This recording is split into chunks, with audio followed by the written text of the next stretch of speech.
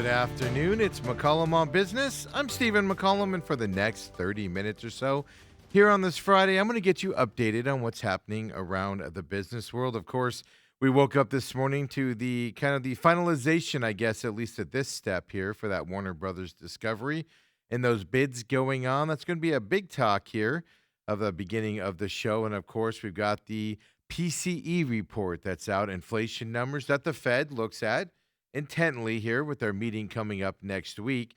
We'll get into all of that here, but first, let's get started with that market watch.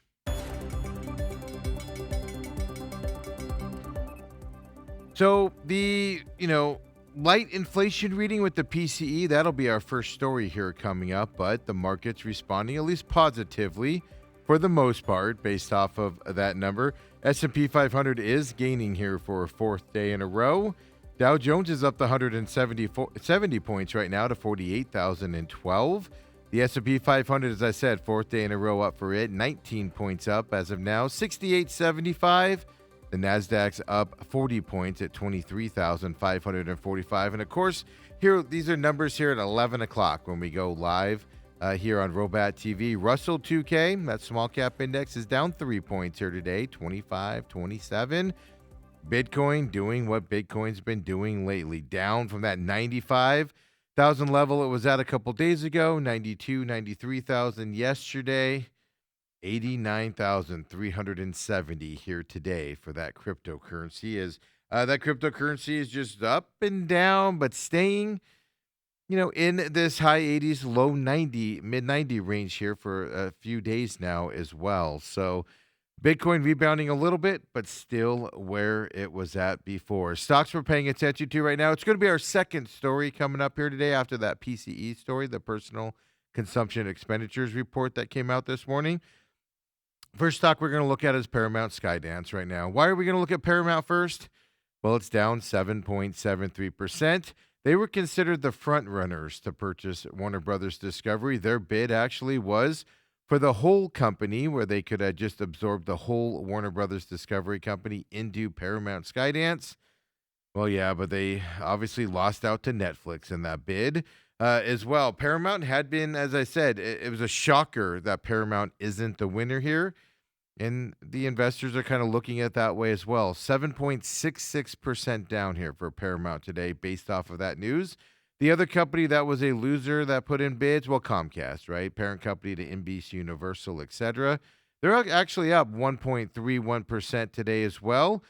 Well, they did submit an offer for the company. Wasn't widely considered that they'd be in it at all, but market seems impressed that they weren't the final people, and the dollar amounts being swayed around for this for the Warner Brothers Discovery company.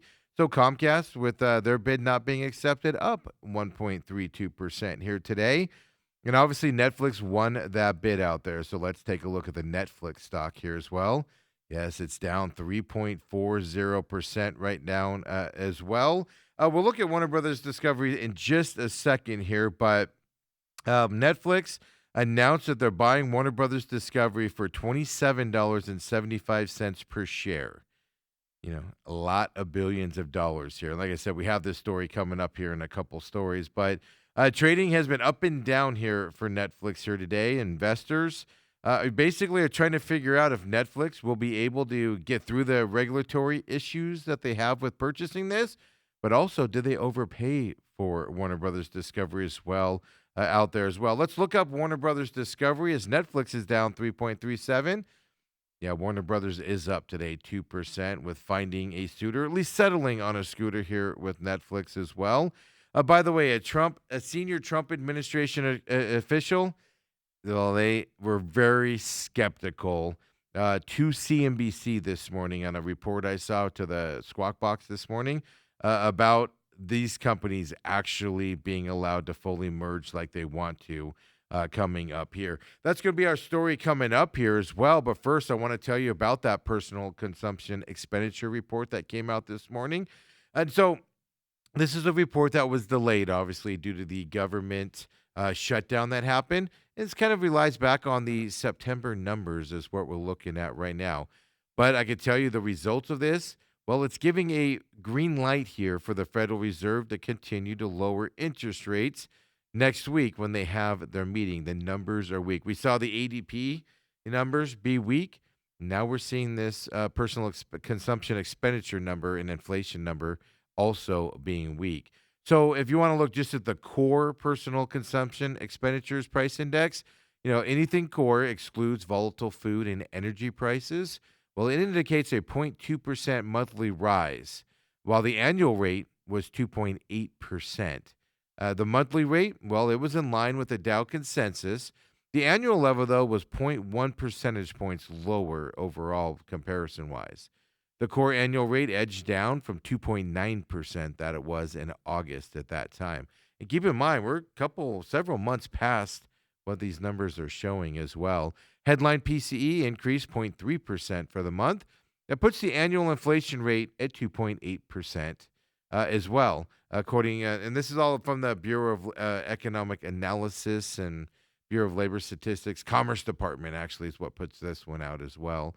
Both of these readings were in line with expectations, though annual rate was actually up zero point 0.1 percentage points from back in August as well. So why is this report important? It's the last financial report. The other ones have been delayed till after the Fed meets next week. But Federal Reserve officials use the PCE price index as their primary policy tool for inflation happening. So inflation is barely ticking up and barely ticking down and kind of staying at those levels, but it's staying elevated with the sticky inflation. So, the Fed has signaled they probably aren't doing a pricing decrease next week. Now, these numbers here with the ADP number being short, this number that they do rely on a lot being weak as well, putting kind of the idea is investor minds that we will see a quarter point rate coming next week with that Fed meeting. If you want to look more into this reporting, right, goods themselves, well, they surged 0.5% their pricing on the month of this report, and that's all because tariffs continue to work their way through the economy. If you want to talk about services, they were up just about 0.2%. Food was up 0.4%, and then energy was up a lot, 1.7% for the energy category as well. The report showed that the personal savings rate, well, it hadn't changed from August. It's at 4.7% here for us that do savings or are able to save here in this economy. So that's a weak inflation report, not affecting the market at all today. Is I think a lot of investors are building into the thing that these numbers are old too. They're 3 months old now because of the government shutdown, but people are leaning towards their Federal Reserve will cut rates again a quarter point next week, and something we'll have to keep an eye on going into next week as well. So, going back to our main story today as well, we told you with the stocks we looked at, Netflix has officially agreed to buy Warner Brothers Discovery, the whole company, TV and film studios, even its streaming division, which is HBO Max. They're buying them for $72 billion. Yes. So this is handing control of Hollywood's most prized, its oldest assets, and it's going to a newer streaming company in Netflix, right? And it's this is changing the media industry if the sale is allowed to go through for regulatory reasons out there. Netflix One, they basically have a $28 a share offer, is what it breaks down to. That was better than Paramount Skydance's $24 share bid for the whole of Warner Brothers Discovery. Paramount wanted to buy everything, including the cable TV assets, which are actually right now slated to be spun off. And Netflix did say they would continue that spinoff for the purchase as well. Whereas Paramount was like, we want it all, get it in here. Netflix gets properties, big name properties like Game of Thrones, DC Comics stuff, right? Anything in that series, Wonder Woman, Batman, etc. They even get the Harry Potter's series and property as well. Netflix will get if this sale does go through. And this is going to tilt more and more of the power over to Netflix side and the streaming side of things as well. So Netflix in the past, they're the number one streamer out there if you don't know, and it's not close. Warner Brothers has HBO Max, which is the third biggest out there. But Netflix built their dominance here in this industry. They didn't acquire any big companies. They don't have a big content library. They started making their own movies and shows over the last several years, but they have been relying on their competition, right, to give them, movies, etc. Well, they want to get more in-house stuff that they can control to kind of ward off competition from Disney, but even Paramount as well with their intellectual right properties that they have for their streaming stuff.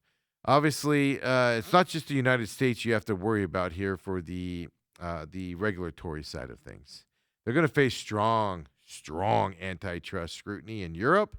The U.S., I guarantee you there will be a big look at into this. And what Netflix ends up buying and not getting keeping, it's probably going to look way different than what the initial offer here as well. So, because like I said, Netflix being the biggest streaming service out there, HBO Max itself has 130 million streaming subscribers, and as I said, that's the third biggest. So, just on the streaming side, Netflix is becoming awfully big from that perspective. And the problem isn't that Netflix is barely in the lead; they're hugely in the lead. My big issue with this deal here as well is, what Warner Brothers is to the entertainment market and things, right? But Netflix did come out and say that they understand there's concerns about market concentration. Well, Netflix argued in deal talks that a potential combination of the streaming service with HBO Max, they actually argued this, folks. They said that it would benefit consumers by lowering the cost of a bundled offering. Yeah. When was the last time somebody lowered their bundling costs? We've all seen it, right? Prices go up all the time. And with this deal, they're claiming they'll lower it. Yeah. No, not going to happen. Netflix has told Warner Brothers Discovery that it would keep releasing the studio's films in cinemas. That, of course, is to ease the fears out there that I have. Warner Brothers is such a big put movies into theaters production style thing. They're winning the box office this year. Warner Brothers is. They have a lot of movies making a lot of money.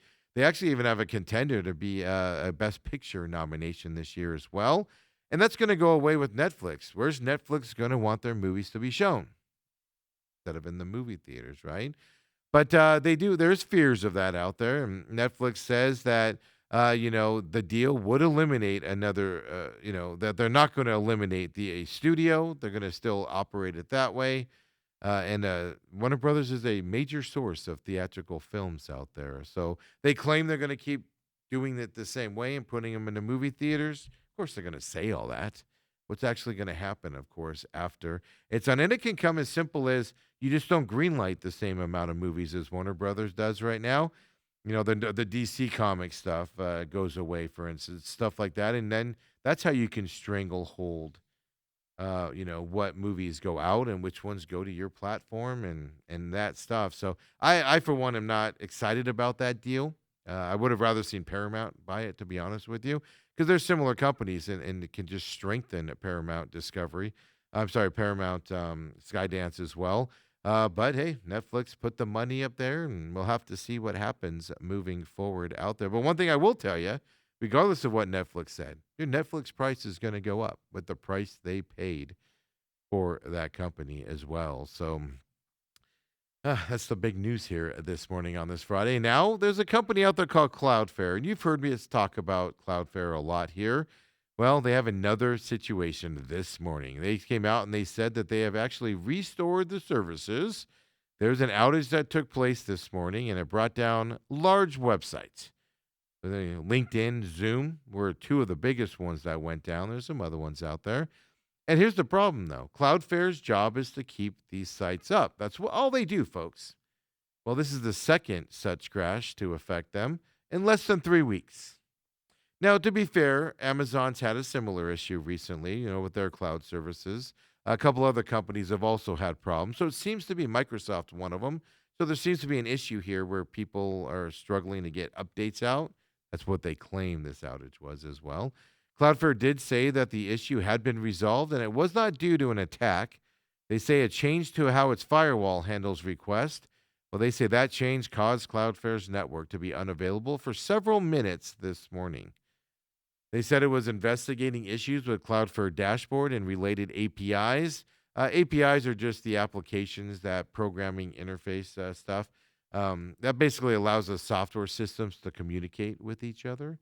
And then if you go back to November, there was a 3-hour Cloudflare outage back then that affected users of ChatGPT, League of Legends, an online game there. Even affected the New Jersey transit system back then as well. And remember the airline issue that happened? Cloudflare. These companies got to get it together, man. That's your job is to stop things from going down, and they keep having things go down. It's an amazing thing to watch out there, right? And we've talked a lot this year, especially the second half of the year, on layoffs, right? All the tech companies are doing major layoffs. We told you earlier this week about Meta planning on, a 30% reduction coming up in 2026. It's probably be a multiple one there, but eventually end at 30% down.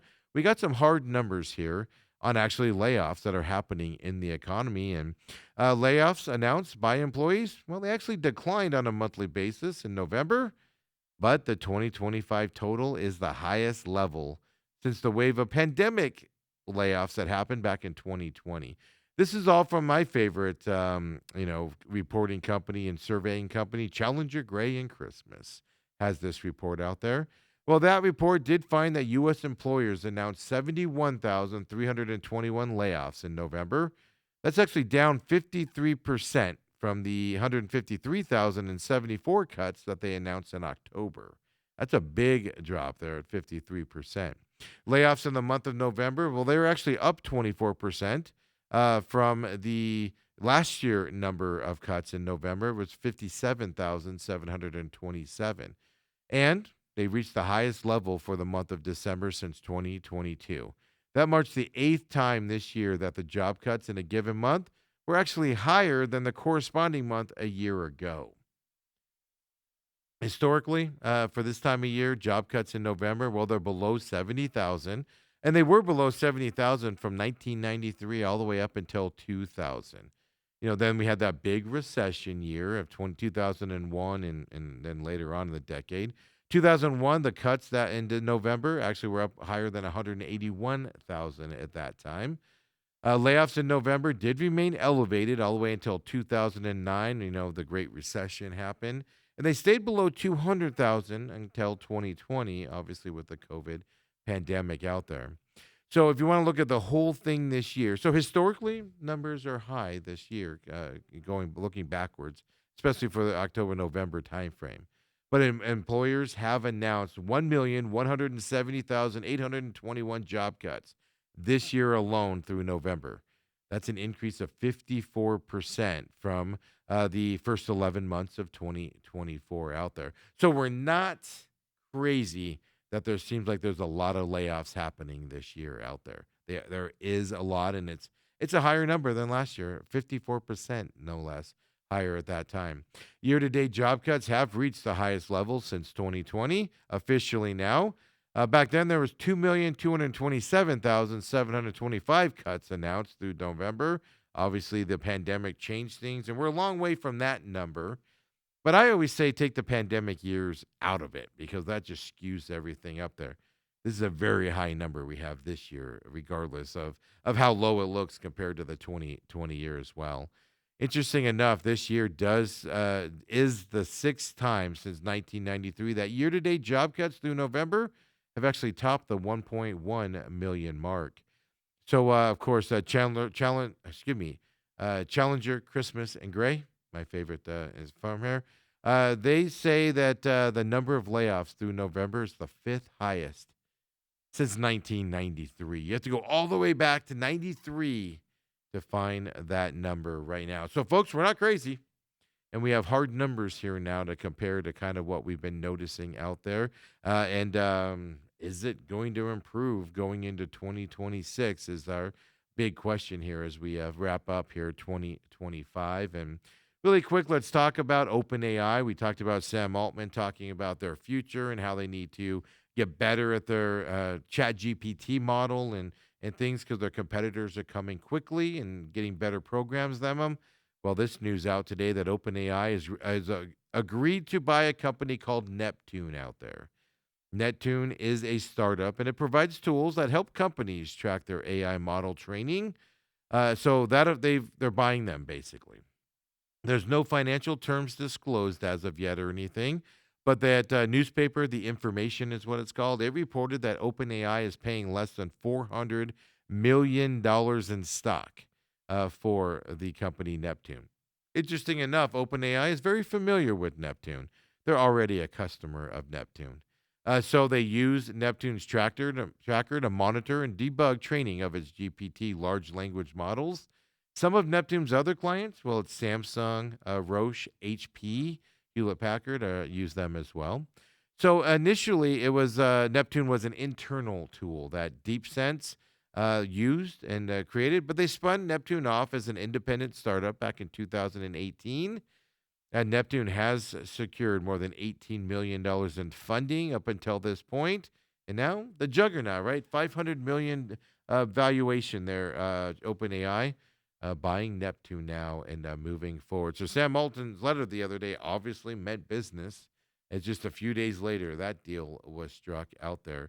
When we come back here at McCollum on Business here on this Friday, we keep it rolling. We got some sports stories coming up for you. We'll go up to Las Vegas and talk about the athletics in that baseball program, baseball stadium up there that they're building. Get you an update on that. We have a couple airline talks we need to talk about here about Phoenix. If you want to travel and get out of town here coming up, we got you a couple places for you to go. The FIFA World Cup draw is happening right now, actually, out there. And a big, I don't know if they're a fan favorite company, but they certainly call themselves fanatics. Well, they got a big deal there with the World Cup we'll tell you about coming up. With the World Cup getting ready to kick off this summer here in the United States, Mexico, and Canada. Come on back, folks. It's McCollum on Business.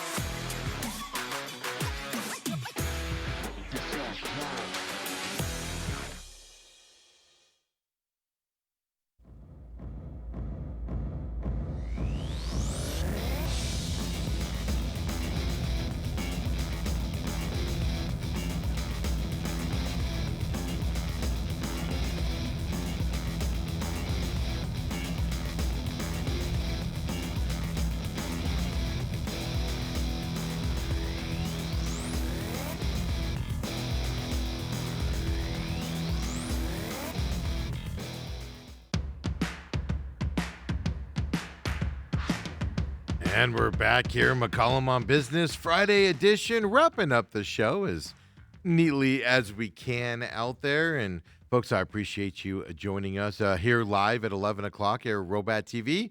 As soon as we're done here, we'll get this up on demand at Robat TV as well. And of course, our production company here, me, Riley, Kobe, Ethan's production company. Well, we will get that up on our production company YouTube page as well on demand for free. Out there, of course, you saw an ad for the Real Matrix, the Angry Patriot. He invites you to tune in and see what he does, and it tells you about government and what's happening in the real world out there. If that's your type of programming, check it out. He just asks that you check it out with an open mind. 10 episodes are out here so far this year. Check it out either here, Robat TV. If you go to the channels on your homepage, you'll see the Real Matrix. Click on that. Boom. On demand for you. Of course, it's on the YouTube page as well here of the production company. And then there is a free podcast for the Real Matrix as well. Just search the Real Matrix on your favorite podcast system, and boom, there it is for you to listen to. If you'd rather listen to it, then of course watch it, etc. Out there. The Angry Patriot is looking forward to you checking his programming out as well. Then the Pit Stop is in a hiatus right now. It's racing-based programming. The F1 season actually comes to an end this weekend. No dramatics there at all, but there is dramatics in the NASCAR world with this lawsuit between two teams in NASCAR. It is ongoing. Follow me at the Pit Stop Talk, where I'm kind of following that tracking thing every day. And then also, shows are on hiatus till February. They're up there at, of course, Robat TV on demand. The YouTube page as well. Free podcast for that at the Pit Stop Talk is where you would search to find the free podcast. And programming will come back in February on a weekly basis, end of January. But right now, we might have some emergency shows that we'll do based off of this lawsuit and what happens, especially if there's a verdict, because this is going to change racing. It's just a matter of how much it's going to change stock car racing and the NASCAR brand here coming up is the bigger question. So follow us at the Pit Stop Talk there as well. Of course, the main event. Me and 17-year NFL veteran get you caught up in all of the sports world. It broke after the show, but Kyler Murray for the Cardinals is out the rest of the regular season. You can see what we had to say today as we have a fun 2-hour show. Catch it now on demand at Robat TV on the free YouTube page or free podcast system as well. Just search at TME Sports Show on your favorite podcast system. It comes right up. And of course, follow us on social media as well at the Pit Stop. I'm sorry, at TME Sports Show on your handles as well for you there. And folks, enough of that stuff here. Let's get through this Friday with one more look at the Market Watch. That weak inflation reading, well, not affecting the market at all today. S&P is gaining for a fourth day in a row. The Dow Jones is up 186 points right now. The S&P 500, we just told you, was up again, 21 points up for it. The Nasdaq's up 63 points right now. Russell 2K barely down, but down 4 points as we're talking here. And then Bitcoin back down to under 90,000, 89,421 for Bitcoin here today. And that's just a stock that just is fluctuating like crazy, a high-risk investment there for people. And stocks we're paying attention to now, of course, earlier we looked at all the stocks surrounding the Warner Brothers Discovery purchase there. And this time, let's go beauty standards and look at Ulta Beauty out there. And they're up big today, folks, 13.19%. We've talked about this stock a lot, and sometimes they've been way down, sometimes they've been way up, and kind of fluctuated over the last year or so.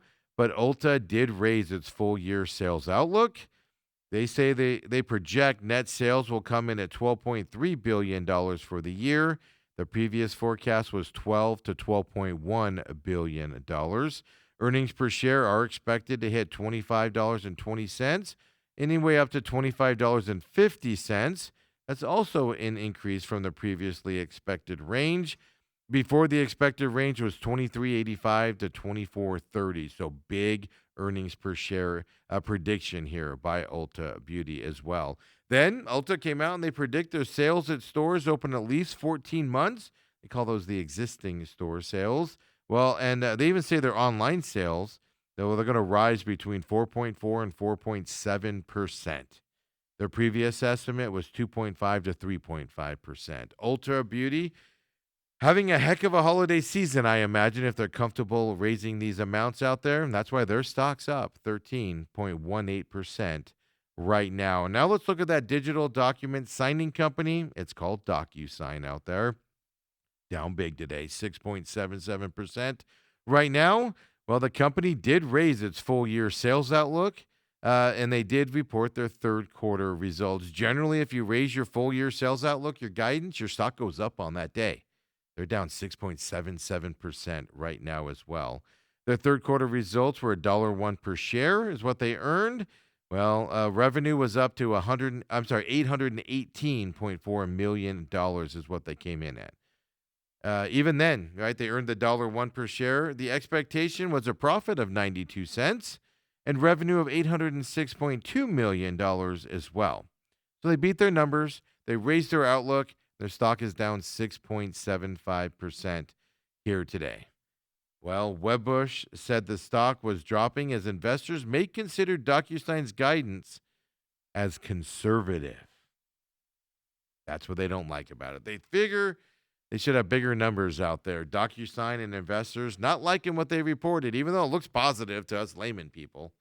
But investors out there have determined it's not, it's too conservative for them. So 6.75% down for DocuSign here today. Now let's look at Victoria's Secret and Co. out there. Well, you know them, lingerie apparel company as well. They had a narrower than expected quarterly loss, 9% increase in net sales. Yes, folks, narrower than expected quarterly loss, 9% increase in net sales for Victoria's Secrets out there. They're up 12.70% based off of that news as well. Victoria's Secret did raise its full year outlook, and they even said, and this is their quote, they are well positioned for a successful holiday season, unquote. 12.68% increase here today for Victoria's Secret based off of that modeling as well. We're seeing more companies than more companies saying they're raising their guidance here with this holiday season than we are seeing companies not having good holiday seasons here in this economy so far here with what we've reported here at McCollum on Business. And so it looks like it's going to be a good holiday season in terms of sales for all of these retailers out there. And now let's go up to Las Vegas here. Two things about this story. One, this is going to affect the Arizona Diamondbacks and their revenue, for instance. One, you're going to lose people traveling here to Phoenix or people going to Diamondbacks games because it's going to be easy to get up to Las Vegas. Now, the A's, the Athletics, well, they're an American League team, so they'll get the Yankees, Boston, etc., those teams more frequently than we get them here in Arizona. So this is going to affect our local economy in terms of travel and stuff. But the Athletics are on track to open that huge facility up there. They have a price right now at a $2 billion facility, but that price keeps changing, right? Up there in Las Vegas, and where right by the airport is where it's being built. There was a big meeting there on yesterday at the Las Vegas Stadium Authority offices. Is where they had that meeting. The A's are scheduled to move to Las Vegas before the 2028 season, and they have officially met their year-end goals of beginning the concrete phase, having cranes in place, and even putting in the first buttress and concrete column for the stadium. Basically, they're on pace to open their season there in 2028. Ceremonial groundbreaking on that 33,000 person capacity dome stadium was on June 23rd back then. And it's right, like I said, it's right there on the strip across from New York, New York, on that side in the MGM Grand is where that is at. The A's Ballpark Experience Center did open this week on Tuesday in Las Vegas to give fans a chance to view the stadium in detail and then take part in other immersive experiences. I'm sure one of them is check your seat out that you want. Come and buy it. As I told you, the price tag on this stadium has risen and changed at least twice here. You know, what started at $1.5 billion, it went to $1.75 billion. Now it's a $2 billion stadium. We'll see if it keeps raising. But the A's vice president or vice chairman did say they didn't expect the cost to increase very much more as it goes on. Nevada and Clark County, well, they've approved up to $380 million in public funds for that ballpark. The A's have said that they will cover the remaining expenses, and the A's haven't asked for that fee from them at all. They expect that to be asked for next year in 2026. So far, everything has been done there by the A's organization. The owner of the A's, John Fisher, he's second generation. I believe his parents started the Gap Company, if I remember correctly. Well, he's been seeking investors to help fund the stadium and things to that effect. No new information on that, but that story directly one Las Vegas is getting the baseball team, at least now in 2028. But it's also going to affect us here in Phoenix with the Diamondbacks. You'll see more people. If you're a Yankees fan, you're not going to go to Diamondbacks game when they're playing somebody else. You'll just travel up to Vegas to see them play the Yankees up there, which will hurt the Diamondbacks' numbers here in the Valley as well. And speaking of sports out there, Fanatics, you know, they do everything. They have deals with every major company. They do retailers. I think it's a cheap brand, but they do everything. You're kind of stuck with them. Well, they've struck a deal officially to run retail and merchandising for this upcoming 2026 FIFA World Cup that's happening. Mexico, America, and Canada coming up this summer as well. So the World Cup will see 104 matches played in 16 stadiums across the three countries this summer. And it's an expanded tournament this year. More teams involved in it. And so it's going to go longer, 39 total days this year for the World Cup. So, as part of this deal with FIFA, for this 2026 tournament, Fanatics will oversee the in-venue retail operations across all 16 locations, and those are mostly NFL stadiums, right? That we're familiar with, 60,000 plus fans in those stadiums at a time.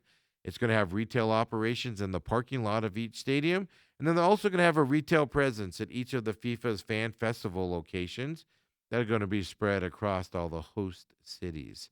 So Fanatics is forecasting it will have more than 2,000 point of sale locations during the World Cup. They also said they're expanding. Well, Fanatics is, they're not said, they are expanding its soccer focused retail operations. They've been expanding it for several years now, getting into this. They are a partner of MLS, Major League Soccer here in America. They do sponsor a lot of the Premier League, about a quarter of the Premier League clubs as well. They even have several of the biggest club teams across other parts of the world, like PSG, Inter Milan there in Italy, even Juventus, as they have sponsorship deals with also. It's a partner to several national teams who will be competing in the World Cup. Argentina, England, France, Belgium, and Germany have Fanatics deals there as well. So they're expanding that soccer presence with the World Cup here coming into America. The draw's happening right now, folks. We'll see where America ends up, who they face in the elimination round or in the round robin rounds, I should say. And will it be an easy? Will it be an easy slide, or will it be a difficult journey here for America to advance to the knockout rounds here coming up? And don't forget, first year the tournament's expanded. They added a bunch of more teams eligible for this tournament this year coming up. So Fanatics, look for them for your World Cup gear you'll be looking for as well. And, we talked over the summer, right? City of Phoenix put a deal in. I know Tempe has one as well, for our summer heat and everything. Interesting story here based out of California. And will Arizona kind of adapt some of this stuff, right? Because Arizona has been grappling and kind of waiting on whether they should implement new policies for workplace heat safety. Well, it's kind of they did it where you could start earlier in the day for noise concerns for certain parts of the year. You have to have a certain amount of water breaks, water on site, etc. That started in Phoenix over the summer. A couple other cities have it. Well, now we can look over to California's workplace heat safety standard, and we can see that their policies, at least, are saving lives. It's a study that came out this month. It's in the Journal of Health Affairs. And they say that California's specific policy, which was implemented back in 2005, has officially resulted in a 33% decrease in deaths among outdoor workers compared to the number of deaths in the states than the state would have expected to see without the policy. That equates to about 34 lives saved per year, is what the study said out there. Well, the researchers took temperature into account to find out the deaths, and they even considered not only deaths from heat strokes, but also deaths from vehicle accidents. And why do they look at vehicle accidents? Actually, it's kind of interesting because vehicle accidents specifically, tend to increase on farms and construction sites in that high heat.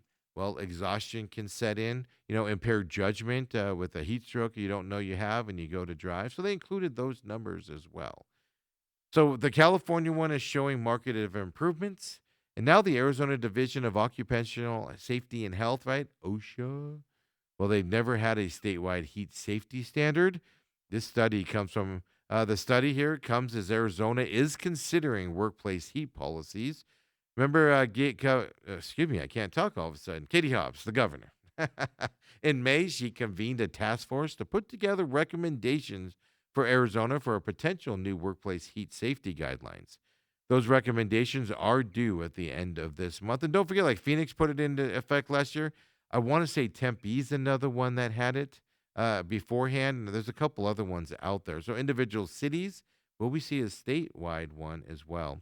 Obviously, some labor rights groups have expressed concerns about this because in the recommendations that will come from the task force here in Arizona, well, because they say it may not include clear enforcement measures looking forward. And so keep your eyes on that, especially if you're a worker outside here in the summertime to give you some relief and make sure you guys stay safe out there in the heat. Now, you want to get away, if I may say, share a Southwest, term there as well. But we're not going to talk Southwest here. We're going to talk China Airlines. It's official now. They're offering nonstop flights between Phoenix and Taipei, Taiwan. The first nonstop flight from Sky Harbor to Asia did take off on Wednesday. According to a statement from Sky Harbor, flights will be 3 days a week. That'll be Wednesdays, Fridays, and Sundays for those of you interested. It'll take 15 hours and 20 minutes to arrive over there in Taiwan, in Taipei. Officials also say this will strengthen economic ties between Phoenix and Taipei. Interesting enough, I saw the plane land, and then the mayor of Phoenix was there to greet the China representative that was on that flight. Officially underway, but don't forget, earlier this year, right, Starlux Airlines, they're a Taiwanese airline. They announced that they're going to work with American Airlines to offer the Phoenix to Taipei rate in 2026. And how they're working with the American Airlines is going to have flights ready. So when that Taipei flight lands, connecting flights to other cities here in America. That's the airline. We had talked about that story earlier, a few months ago, actually, is when we talked about that story as well. And we even told you a few weeks ago about Frontier, right? And they're doing limited nonstop service in February from Sky Harbor to New Orleans, specifically for Mardi Gras. So that's a limited flight there. Well, ahead of the busy spring break travel season coming up in just a few months, well, Frontier Airlines is announcing that they will add 6 new flights from Phoenix Sky Harbor next year as well. So these flights are only going to be available for a limited time, much like that Mardi Gras one as well. But they will begin in March. I have the places and when they begin coming up here in just a few. It's going to increase the total number of destinations that Frontier does fly to from Phoenix Sky Harbor. It's now going to be up to the number of 33 is what we're going to get to. Frontier's first new route will begin service. To begin the service, it's going to be Phoenix to Nashville International Airport. 4 flights per week starting on March 6th is what to look forward to. The other ones they're adding, Des Moines International Airport. Yeah, who doesn't want a spring break in Des Moines, folks? Those flights, 4 flights per week, will be on March 13th is when those begin. Memphis International Airport, 4 flights per week starting on March 15th. And go all the way to Indianapolis International Airport with their 4 flights per week, and March 24th is when those begin as well. You want to go to Omaha, Nebraska? They got you as well. Eppley Airfield, 3 flights per week, starts on March 25th. And you can go to Milwaukee out there as well. 2 flights per week starting on March 26th. That also means that all 6 airports will offer nonstop service back to Phoenix as well. Limited flights. I believe there's $69 airfares are purchased before December 10th, except for Indianapolis. That one's $79 direct individual flights available to be purchased now. So you're getting more options here. Limited time options, at least, from Frontier Airlines. And, hey, plan your spring breaks now. If you want to go to Des Moines for spring break, there you go, folks. Frontier Airlines. Hey, appreciate you joining me here on this Friday edition of McCollum on Business. I'll be back on Monday here, 11 o'clock live. Don't forget, we got main event live 8 to 10 a.m. here at Robat TV. On demand all weekend as well. Out there, the Real Matrix is out there as well for this week's episode. Catch up on all 10, folks. They're there for you. And we'll see you on Monday, everyone. Have a great weekend. Stay warm out there, would you?